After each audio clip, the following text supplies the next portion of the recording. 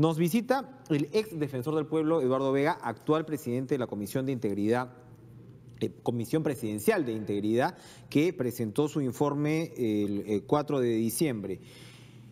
Detener la corrupción, la gran batalla de este tiempo. Así se titula este informe, con una serie de medidas, creo que son 100 recomendaciones puntuales para combatir la corrupción. Y la primera pregunta, Eduardo, gracias por estar con nosotros, es ¿cómo hacer para que este informe que he leído durante esta mañana no quede así? Ya congresistas como Mauricio Mulder están diciendo esos informes no sirven para nada, no se quedan pues en un cajón.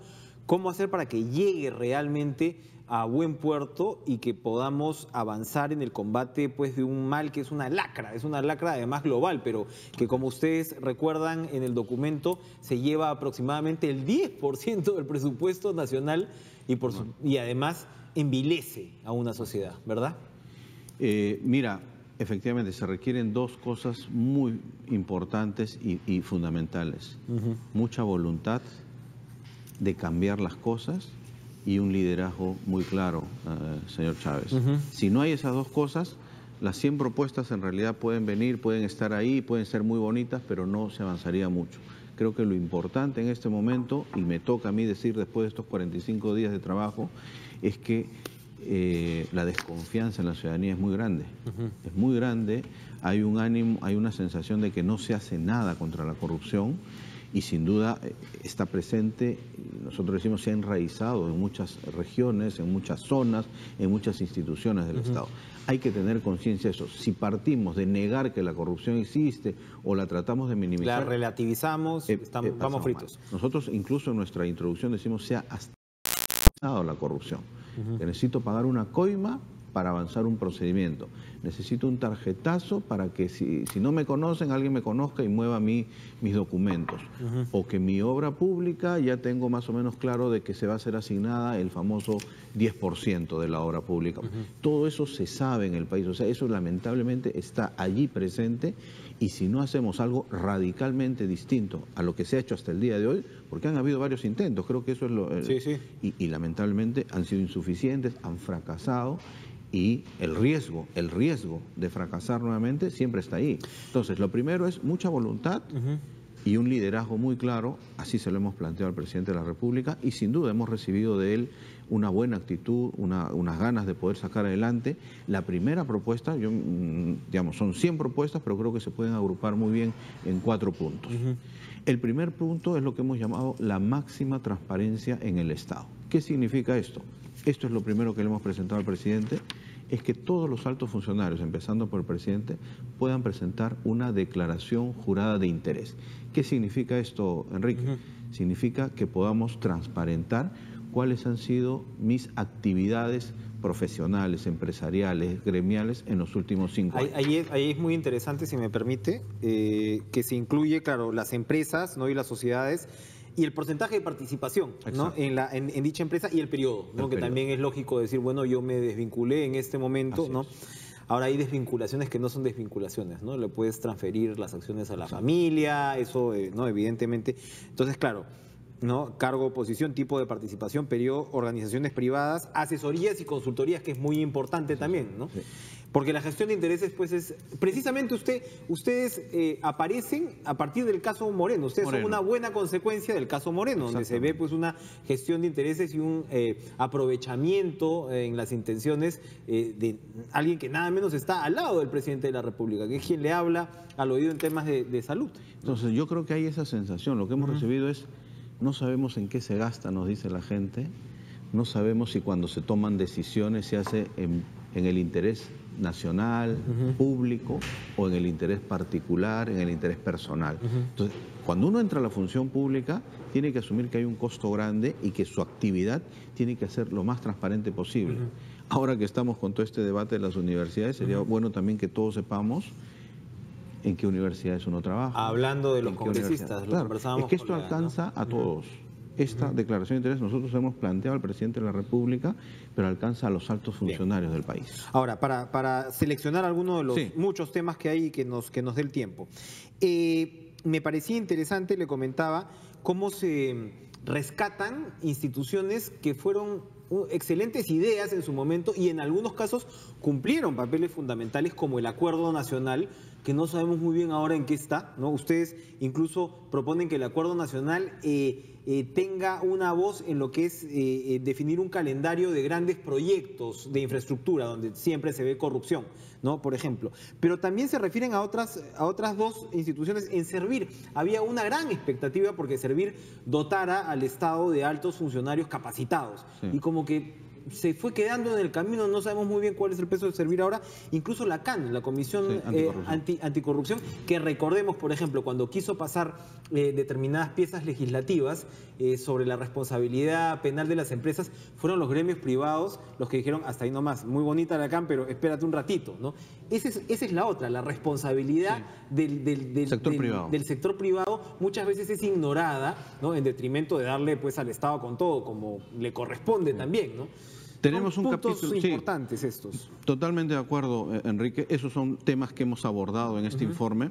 Sobre el primero, efectivamente, en las grandes obras de infraestructura, el país necesita ponerse de acuerdo para los próximos 20 años cuáles son estas grandes obras de infraestructura y hacerlo de manera en la que participen el gobierno nacional, los gobiernos regionales, los municipios, pero consensuar, y que no estemos viendo luego obras, que no aparezcan elefantes blancos o monumentos a un gobierno, ¿no? ¿Y cuándo se aprobó eso? ¿No? ¿Cuál es la utilidad que tiene eso? Siempre se nos ha dicho aquí, necesitamos una carretera central o varias carreteras centrales y no sabemos si hay un gran proyecto para llevar adelante eso. Le pongo un ejemplo. ¿Cómo un gobierno toma la decisión de que una línea 2 del metro sea completamente subterránea? Así es, ¿no? Así es. Que en su momento disparó los costos y ahora no sabemos si es que eso va a poder ser revertido. Por eso está este planteamiento que hacemos. Pongámonos de acuerdo los peruanos para los próximos 20 años en las grandes obras de infraestructura. En relación con el sector privado hemos tenido reuniones con los gremios empresariales, con varios de los gremios empresariales, y efectivamente ahí hay dos medidas muy importantes que estamos señalando. Uno, que ellos mismos puedan instalar, ya lo están haciendo muchos, programas de prevención de la corrupción al interior de las empresas, y que luego, progresivamente, ese tipo de programas sea importante para poder ser calificado en los contratos, en los proyectos que tiene programas de prevención que tendrían que replicarse de alguna manera en el Estado.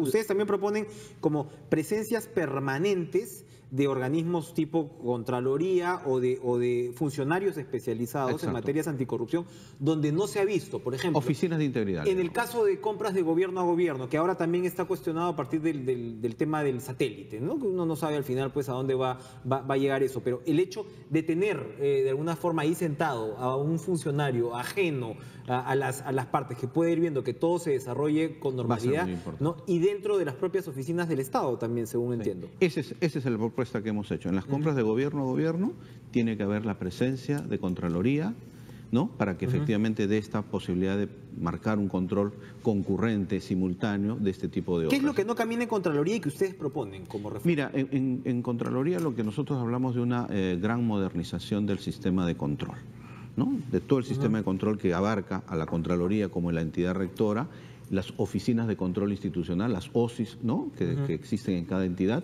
y que hay que fortalecerlas, hay que potenciarlas.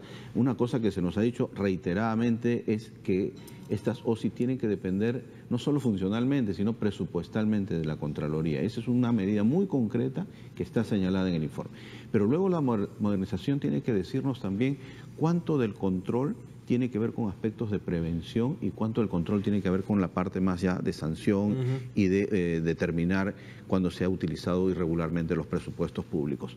Creemos que la Contraloría ha llegado a veces un poco tarde en algunos casos, ¿no? En las regiones se nos reclama mucho, oiga, llegan tarde, ¿no? Entonces hay que hacer un esfuerzo muy grande, hay que dotarle los recursos, hay que modernizar su infraestructura, sus funciones para que pueda estar en mejores condiciones. Le comento una preocupación repetida en sectores políticos, incluso ¿no? Personas que están alrededor de Palacio que dicen, bueno, una excelente intención la de esta comisión, pero cuidado que sus medidas y sus recomendaciones no terminen retrasando al Estado, no terminen retrasando tanto la labor del burócrata, que si ya tiene miedo de firmar podría tener todavía más miedo, y el tema de las inversiones y de las obras públicas. ¿Cómo Creemos que ustedes han tomado en cuenta ese balance?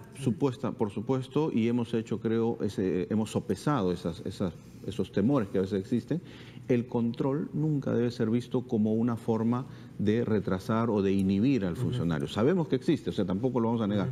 Y una de las recomendaciones muy precisas es que no se puedan evaluar, digamos, que hay que tener mucho cuidado en evaluar las decisiones discrecionales que toma un funcionario público. Lo que se le debe exigir al funcionario es que sustente su declaración. Pero lo que no se le puede cuestionar es por qué tomaste la decisión A o la decisión B. Claro. Porque eso está justamente dentro del mandato, dentro de las competencias que tiene un funcionario. Y ahí está, creo que, el centro de mantener este equilibrio entre que no se detenga la administración pública y los controles. Hablamos en realidad de probablemente reducción de discrecionalidad, ¿verdad? O sea, cuando tienes canales ya bastante establecidos, porque, mira, claro, ser funcionario público en el Perú también equivale a salir empapelado. Sí, mira, ¿no? Entonces también hay cosas es complicado. Que decimos ahí, hay 3 elementos que tienen que ayudar a toda la tarea de prevención y efectivamente a reducir los riesgos de corrupción. Uno, todo el tema de la simplificación administrativa, que se han tomado medidas, pero que hay que revisar todos los tupas del país, decimos. Porque no puede ser que municipios tengan tupas totalmente distintos cuando son funciones más o menos similares. Hay que revisar los tupas.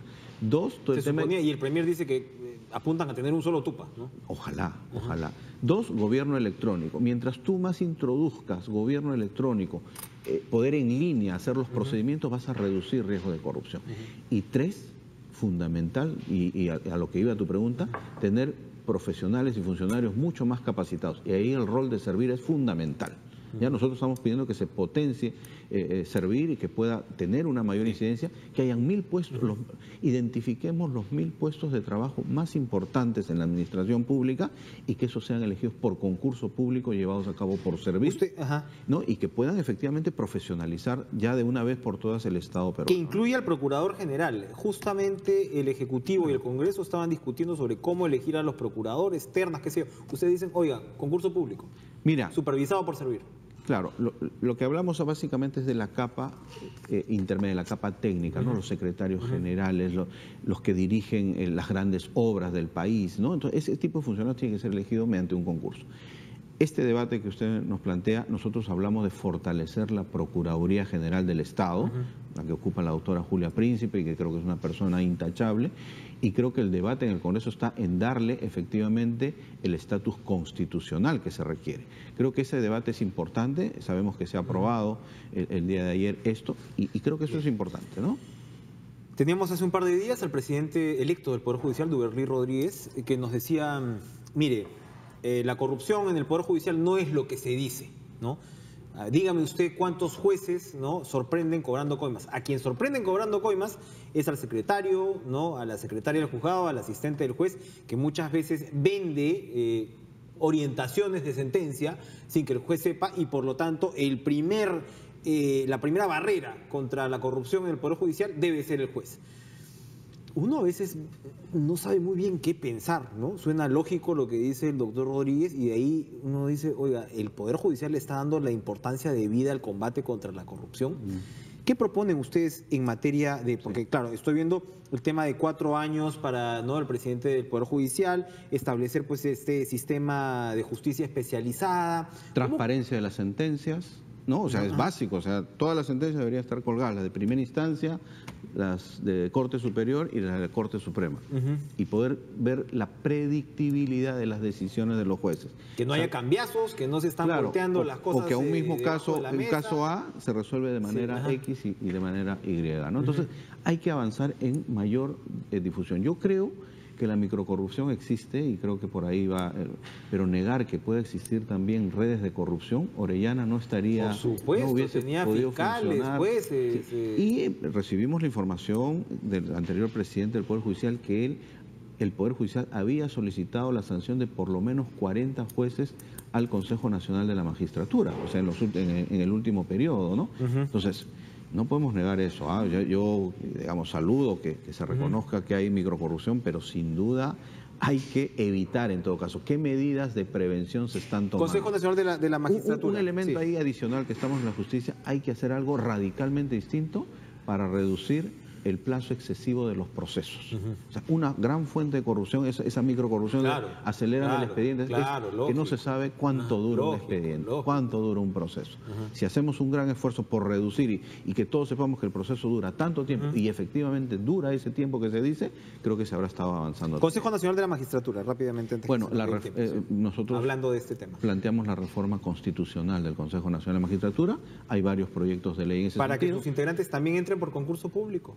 Que haya dos modalidades de convocatoria. O sea, que son 7 magistrados, por lo menos la mitad de ellos, 3, ¿no?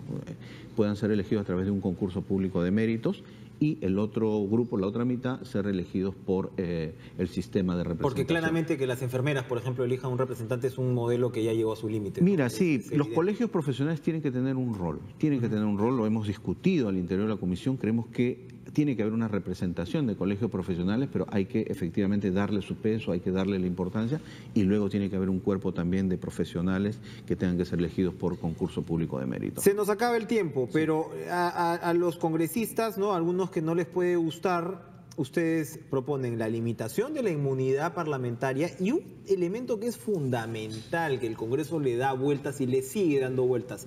Se acaba de fortalecer a la Unidad de Inteligencia Financiera, pero aún así el Congreso, en lo que corresponde a la reforma electoral, que no sabemos muy bien en qué está, ¿no? Dice, no, la Unidad de Inteligencia Financiera no puede entrar a ver las cuentas de los partidos porque eso puede ser manipulado políticamente. Si el Congreso no da el ejemplo, no vamos a avanzar mucho, ¿no? Porque precisamente una gran fuente de corrupción y una gran manifestación de corrupción es la plata negra en los intereses ocultos dentro de los partidos de gobierno. Lo estamos viendo con la reforma universitaria ahora. Mira, y los intentos por tumbársela, ¿no? Hay campañas electorales millonarias, Enrique, que simplemente uno no tiene forma de cómo se justifican y no se justifican, ¿no? Documentariamente no se justifican. Entonces, si no hacemos un esfuerzo, y aquí quiero invocar a toda la clase política, a todos los partidos, sin excepción, que tienen que hacer un claro deslinde y una clara vocación de transparentar mejor las cuentas y la forma en que se financia la política. Si no, corremos el riesgo de que nuestra política se vea manchada, inundada por plata de la corrupción o por plata que no se conoce su procedencia. Entonces, tenemos que ponerle límite. El primer límite es que no haya donaciones anónimas. El segundo es que haya bancarización de todos los aportes que se reciben. Y el tercero, que efectivamente quien recibe dinero y que no logra transparentar de dónde proviene, sea sancionado, no solo con sanciones pecuniarias, que es lo que hay, que a veces se cumple o no se cumple con esas sanciones, hay que darle más tareas, facultades a la OMP y al jurado para que puedan ser incluso sanciones políticas, de inhabilitación de sus miembros. Eso estamos hablando con el caso de Ollantumala y Nadine Heredia, de eso estamos hablando en el caso de Alejandro Toledo, así que si los partidos no se ponen las pilas por ese lado, se nos acabó el tiempo. Pero ¿esto cómo se come, Eduardo? ¿Cómo aterriza esto? ¿Ustedes presentan y qué tipo de seguimiento se le da? Mira, ¿el mecanismo va a continuar de ustedes con el Ejecutivo? Mira, la comisión terminó sus funciones al entregar. Hemos recibido, como te digo, una buena disposición del presidente de la República. Nos han hablado de armar un cronograma de implementación. Él ha mencionado que hay algunas propuestas que se pueden implementar rápidamente, hay otras que requerirán un cronograma. Ahí vamos a tener una comunicación seguramente con la ministra de Justicia, con el premier Fernando Zavala, para ver efectivamente cómo se implementan estas medidas, ¿no? Eduardo Vega, presidente de la Comisión de Integridad Presidencial. Es toda una agenda la que ofrece este documento. Yo creo que si por lo menos logramos rescatar las principales propuestas, varias de las cuales hemos comentado ahora, ya estaríamos en bastante, ¿no? Sí. Vamos a seguirlo con atención. Gracias, Eduardo, por estar con nosotros. Vámonos a un corte, regresamos de inmediato, no se vayan.